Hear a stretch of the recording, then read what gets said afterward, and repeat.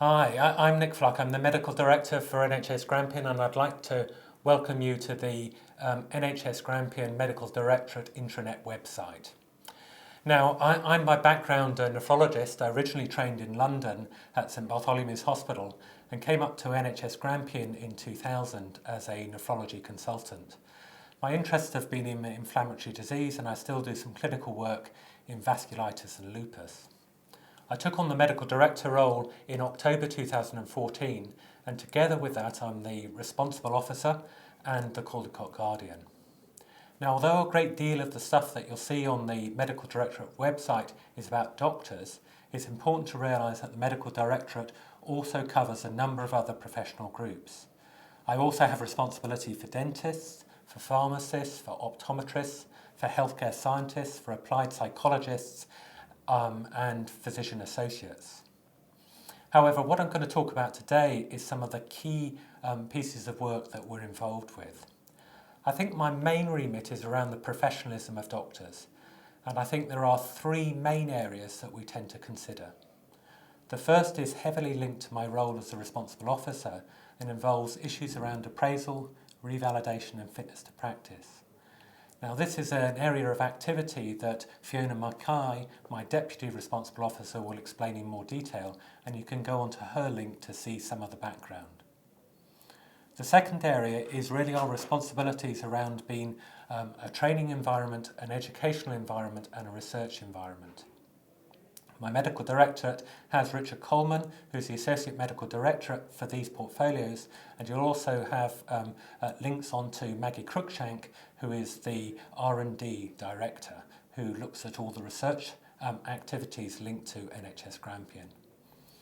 Now, I think the roles that we play in terms of education, training and research are absolutely critical to our status as a tertiary teaching hospital, and also of vital importance to maintain our profile and attract people and retain people here in the long term. So I fully support them. Now, the third area is really around the quality of care, and this looks at our quality performance indicators, our quality assurance systems, and also how we go about improving the quality of clinical care. When you put all of those three things together, that brings together clinical governance. And my third Associate Medical Director is Dr. Steve Stott, who's involved in directing this work. Now, in addition to these three core areas of activity, we are now in an era when integration of clinical services across health and social care and between primary and secondary care has become increasingly important. And the integration really involves both multi-professional working as well as working between these different sectors. I've specifically appointed an Associate Medical Director, Annabelle Ross, to look into these areas and to coordinate much of the activity. And again, you'll hear more about this from Annabelle. In addition to these areas which really cover the whole of Grampian in terms of professionalism, we have significant clinical leadership in our operational areas. And two of my associates are responsible for the two larger areas of hospital-based work. So Malcolm Metcalf is the Associate Medical Director for Acute Services and runs the bulk of inpatient clinical services across the all of NHS Grampian. In addition to that, Adult Mental Health Services and Learning Disability is looked after by Alistair Palin, and he'll give you some indication on what's involved there.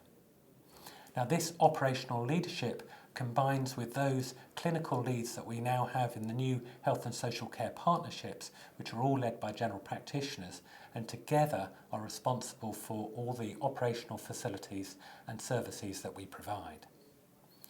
So there's a lot going on in the Medical Directorate, and I encourage you to explore the website to find what happens in each of the different areas. We're also a very approachable team, and we're very happy to be contacted at any time and ask questions as and when required. So once again, welcome to the intranet website. If this is your first time in NHS Grampian, welcome to NHS Grampian. Thank you.